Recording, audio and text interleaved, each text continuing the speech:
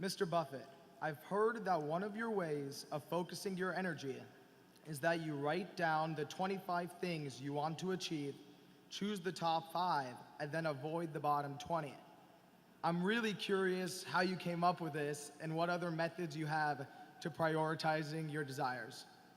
Well, I'm actually more curious about how you came up with it because it really isn't the case. It sounds like a very good method of operating, but it's much more disciplined than I actually am. If they stick fudge down in front of me, I eat it. I'm not thinking about 25 other choices.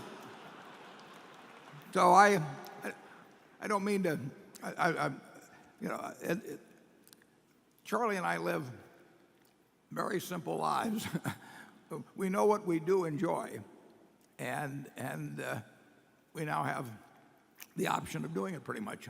Charlie likes to design buildings. I mean, he's no longer a frustrated architect. He's a full-fledged architect now, and and we both like to read a lot. But I've never made lists. I can't recall making a list in my life. But maybe I'll start. You've given me an idea. Thank you. Charlie? Well, what's really interesting on this subject of Warren's operating methods, you can see happening here. We didn't know when we started out this modern psychological evidence to the effect that you shouldn't make a lot of important decisions when you're tired, and that making a lot of difficult decisions is tiring.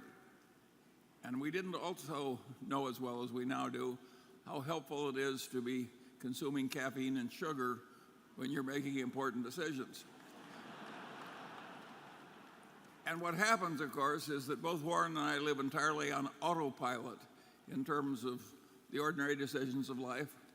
We're just totally habitual, so we don't waste any decision-making energy on that stuff, and we're ingesting caffeine and sugar. And it turns out, under the modern evidence, this is an ideal way to sit where Warren sits. And when he didn't know that, he just stumbled into it. Well, when we write our book on nutrition, it promises to be a huge seller. I cannot remember an important decision that Warren has made when he was tired. He's never tired. He sleeps soundly, and he doesn't waste time thinking about what he's going to eat. As you say, he just eats what he's always eaten. No, his style turns out to be absolutely ideal for human cognition. It looks peculiar, but he stumbled into something very good. Yeah. You can write the foreword to my next book. Okay. Andrew.